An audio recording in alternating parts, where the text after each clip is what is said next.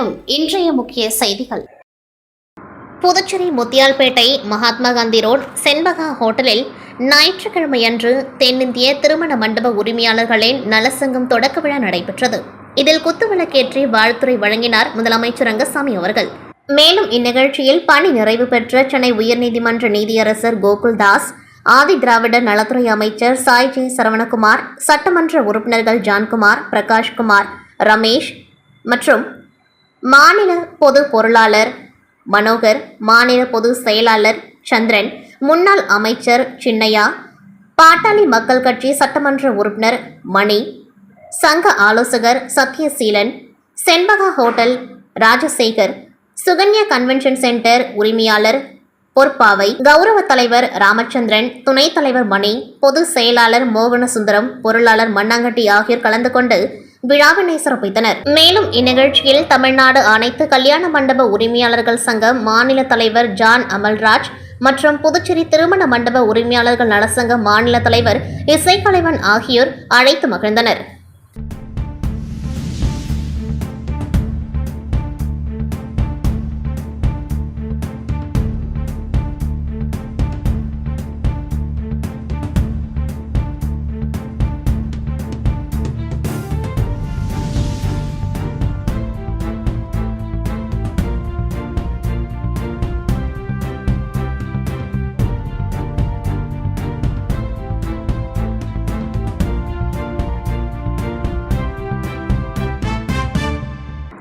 புதுச்சேரி நெல்லித்தோப்பில் உள்ள மாதவா ஹாஸ்பிட்டல் அருகே சிசெட் tuition centre இயங்கி வருகின்றது. இங்கு பொது தேர்வுகளுக்கு சிறப்பு பயிற்சியுடன் 3 முதல் 12ஆம் வகுப்புகளுக்கு டியூஷன் எடுக்கப்படுகின்றது. மேலும் அனைத்து வகையான ஸ்டேட் போர்டு, சிபிஎஸ்இ, ஐசிஎஸ்இ பாடப்பிரிவுகளுக்கு டியூஷன் எடுக்கப்படுகின்றது. திட்டமிட்ட கற்றல் முறைகள், அனுபவமிக்க பேராசிரியர்களை கொண்டு வகுப்புகள் எடுக்கப்படுகின்றது. மேலும் தனிப்பட்ட பயிற்சிகள், தினசரி தேர்வுகளும் நடைபெறுகின்றது. மேலும் பெற்றோர்களுக்கு தினசரி தகவல்களும் கொடுக்கப்படுகின்றது. இதனைத் தொடர்ந்து அடிப்படை பாடங்களாக spoken English, Hindi, handwriting, reading மற்றும் ரைட்டிங் ஸ்கில் செஷனும் அளிக்கப்படுகின்றது. மேலும் விவரங்களுக்கு 8098936533 என்ற எண்ணை தொடர்பு கொள்ளுங்கள். புதுச்சேரி அடுத்த வெள்ளையனூர் பகுதியை சேர்ந்தவர் அரசு ஊழியர் சக்திவேல். இவர் பழைய நாணயங்கள் சேகரிப்பதில் அதிக ஆர்வம் உள்ளவர். மேலும் சமீபத்தில் சக்திவேலின் ஃபேஸ்புக் பக்கத்தில் பழைய நாணயங்களுக்கு அதிக விலை கொடுத்து வாங்குகிறோம் என்று வந்த விளம்பரத்தை பார்த்து அதை கிளிக் செய்து அதன் உள்ளே சென்று பல்வேறு விவரங்களை தேடியுள்ளார். மேலும் சக்திவேலை மர்ம நபர்கள் தொடர்பு கொண்டு உங்களிடம் இருக்கின்ற நாணயத்தின் புகைப்படத்தை எங்களுக்கு அனுப்பும்படியும், எத்தனை வருடம் பழமை வாய்ந்தது என்பதை எங்களால் கண்டுபிடிக்க முடியும் என்றும், அதற்கு எவ்வளவு தொகை வேண்டுமானாலும் தருகிறோம் என ஆசை வார்த்தை கூறியுள்ளனர். அதை நம்பிய சக்திவேல் தன்னிடமிருந்த பழங்கால 3 நாணயங்கள் படங்கள் எடுத்து அவர்களுக்கு ஃபேஸ்புக் மூலமாக அனுப்பியுள்ளார். சிறிது நேரத்திற்கு பின்னர் மோசடி நபர்கள் தொடர்பு கொண்டு நாணயங்களை சோதனை செய்ததாகவும், 600 ஆண்டுகள் பழமையான நாணயம் என்றும், ஒவ்வொரு நாணயத்திற்கும் ரூபாய் 5 லட்சம் வரை பணம் தருகிறோம் என்றும் ஆசை வார்த்தை கூறி கட்டுக்கட்டாக இருக்கின்ற பணத்தையும் புகைப்படம் எடுத்து வீடியோவாக நேரில் லைவ் செய்துள்ளனர்.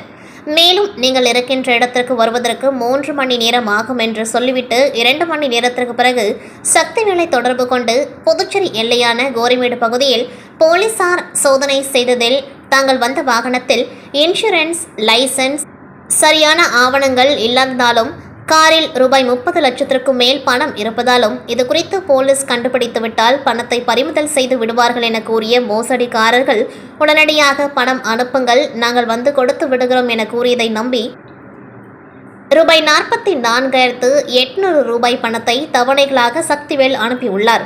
இதனையடுத்து மோசடிக்காரர்கள் செல்போனை சுவிட்ச் ஆஃப் செய்ததை தொடர்ந்து அவர் ஏமாற்றப்பட்டதை உணர்ந்த பின்னர் சைபர் கிரைம் போலீசிடம் புகார் அளித்தார். புகாரின் அடிப்படையில் போலீசார் நடத்திய முதல்கட்ட விசாரணையில் ஹரியானாவில் இருந்து இணையவழியில் மோசடியில் ஈடுபட்டது தெரியவந்துள்ளது. புதுச்சேரியில் உள்ள புதுக்குப்பம் பகுதியை சார்ந்த ராஜேஷ் என்பவருக்கு சொந்தமான தனியார் பீச் ரெசார்ட் இயங்கி வருகின்றது. அங்கு வரும் வாடிக்கையாளர்களுக்கு பல்வேறு பொழுதுபோக்கு நிகழ்வுகள் உள்ளது. அதில் கடற்கரையில் ஒட்டகம் சவாரி உண்டு. இதனால் அங்குள்ள 2 ஒட்டகங்களை மத்திய பிரதேசத்தை சார்ந்த அஜய் மற்றும் ரமேஷ் குல்மி ஆகியோர் பராமரித்து சுற்றுலா பயணிகளை ஒட்டக சவாரி செய்து வந்தனர். இதனிடையே கடந்த 15ஆம் தேதியன்று ஒட்டகம் பராமரிப்பாளர் ரமேஷ் குல்மியின் மேலே விழுந்து பரிதாபமாக உயிரிழந்தார். இந்த சம்பவம் தொடர்பாக அரியங்குப்பம் போலீசார் வழக்கு பதிவு செய்து விசாரணை மேற்கொண்டனர். இந்நிலையில் ஒட்டகம் விழுந்து அதன் பராமரிப்பாளர் உயிரிழக்கும் சிசிடிவி காட்சி வெளியாகியுள்ளது.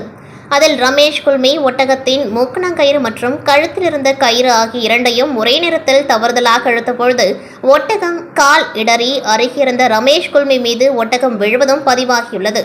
மேலும் விழுந்த ஒட்டகம் எழுந்த பின்னர் பராமரிப்பாளரை தூக்கி வீசியுள்ளது. இதில் படுகாயமடைந்து மூச்சு திணறல் காரணமாக மருத்துவமனையில் அனுமதிக்கப்பட்ட நிலையில் ரமேஷ் குல்மி சிகிச்சை பலனின்றி உயிரிழந்தார். காரைக்காலில் மின்துறை தனியார் மயமாக்குவதை கைவிட வலியுறுத்தியும் மின்துறையில் காலியாக உள்ள பணியிடங்களை நிரப்ப வலியுறுத்தியும் 200க்கும் மேற்பட்ட மின்துறை ஊழியர்கள் கண்டன ஆர்ப்பாட்டத்தில் ஈடுபட்டனர்.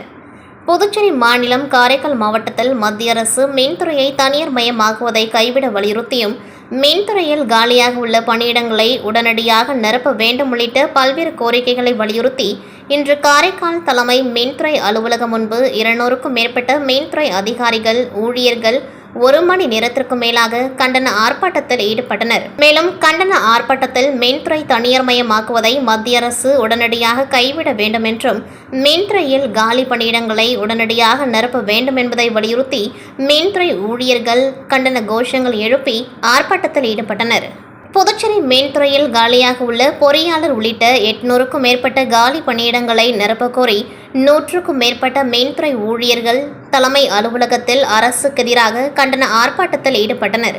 மின்துறையில் காலியாக உள்ள பணியிடங்களை போர்க்கால அடிப்படையில் நிரப்ப வேண்டும். மின்சார விபத்தால் பாதிக்கப்படும் மின்துறை ஊழியரின் குடும்பத்திற்கு இழப்பீடு வழங்கி குடும்பத்தில் ஒருவருக்கு அரசு பணி வழங்க வேண்டும் எனவும் கோரிக்கை விடுத்தனர். கொல்கத்தா மாநிலத்தில் பெண் பயிற்சி மருத்துவர் பாலியல் துன்புறுத்தல் செய்து கொல்லப்பட்ட சம்பவம் பெரும் அதிர்ச்சி ஏற்படுத்திய நிலையில் இதற்கு கண்டனம் தெரிவித்து நாடு முழுவதும் கடந்த சில நாட்களாக மருத்துவர்கள் மற்றும் மருத்துவ மாணவர்கள் போராட்டத்தில் ஈடுபட்டு வருகின்றனர். பெண் மருத்துவர் கொல்லப்பட்டதற்கு கண்டனம் தெரிவித்து புதுச்சேரி கதிர்காமம் பகுதியில் உள்ள இந்திரா காந்தி அரசு மருத்துவக் கல்லூரி மருத்துவமனையில் பணிபுரியும் மருத்துவர்கள் மருத்துவ மாணவர்கள் மற்றும் செவிலியர் மாணவர்கள் என 500க்கும் மேற்பட்டோர் மருத்துவமனை நிலுவையில் அமர்ந்து தர்ணாவில் ஈடுபட்டனர்.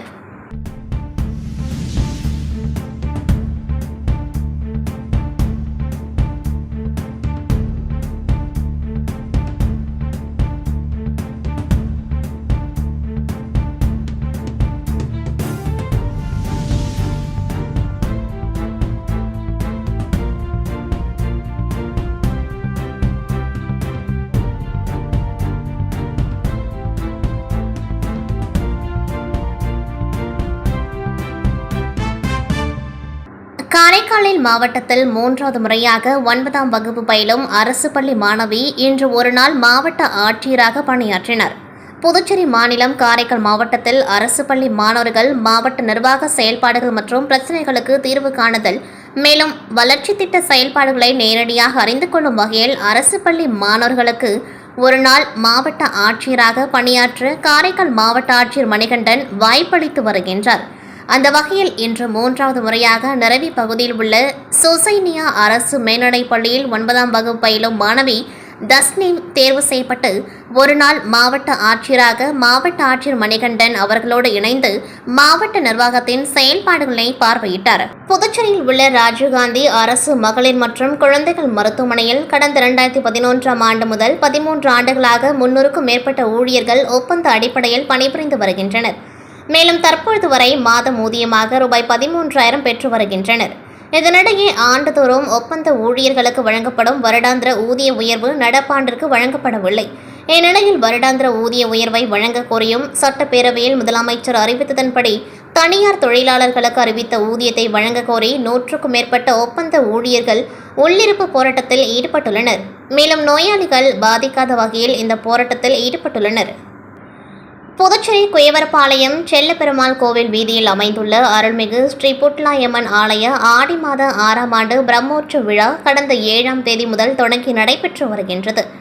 தொடர்ந்து சுவாமிக்கு அபிஷேகங்கள் செய்யப்பட்டு தீப ஆராதனை காண்பிக்கப்பட்டு அம்மன் உள்புறப்பாடு நிகழ்ச்சி நடைபெற்றது. தொடர்ந்து பொங்கல் வைத்தல், திருத்தேர் வீதி உலா, ஊஞ்சல் உற்சவ விழா நடைபெற்றது. மேலும் நேற்றிரவு காத்தவராய சுவாமிக்கு கும்பம் படைத்தல் விழா நடைபெற்றது. இதில் சுவாமிக்கு மட்டன், சிக்கன், மீன், கருவாடு, ரம்மி, விஸ்கி, பிராந்தி, பீர், பன் சுருட்டு ஆகியவை வைக்கப்பட்டு சுவாமிக்கு சிறப்பு பூஜை செய்யப்பட்டு கும்பம் படையல் விழா நடைபெற்றது. தொடர்ந்து சுவாமிக்கு மகா தீப ஆராதனை காண்பிக்கப்பட்டது. இதில் திரளான பக்தர்கள் கலந்து கொண்டு சுவாமியை வழிபட்டனர். இதற்கான ஏற்பாடுகளை ஆலய அறங்காவல் குழு நிர்வாகிகள், ஆலய அர்ச்சகர்கள் மற்றும் ஊர் பொதுமக்கள் சிறப்பாக செய்திருந்தனர். மத்திய அரசு விளையாட்டு நலத்துறை மற்றும் இந்திய ஒலிம்பிக் சங்கத்தின் அங்கீகாரம் பெற்ற டேக்வாண்டோ ஃபெடரேஷன் ஆஃப் இந்தியாவால் நடத்தப்படும் 41வது குறுகி மற்றும் 14வது பூம்சே போட்டிகள் ஆகஸ்ட் மாதம் 18ஆம் தேதி முதல் 20ஆம் தேதி வரை மகாராஷ்டிரா மாநிலம் அவுரங்காபாத்தில் நடைபெறுகின்றது. புதுச்சேரி டேக்வாண்டோ விளையாட்டு சங்கத்தின் சார்பாக ஆச்சாரியா பொறியியல் கல்லூரி மிலன், கிறிஸ்ட் பொறியியல் கல்லூரி Devanand, bio institute of paramedical Nithish Sastha Perumal, Thiruvalluvar பள்ளி ரீனா ஜோஸ்பின், கிருத்திகா, வைஷ்ணவி, சுசிலா பாய் பள்ளி மிஸ்ரா, மாஹே பிராந்தியத்தை சேர்ந்த புவனேஷ் பிஜிமுன், அரணவ், ஸ்ரீதாஜி ஜில், அனாமிகா பிரதீப், ரோமா ஆகியோர் போட்டியில் கலந்து கொள்கின்றனர்.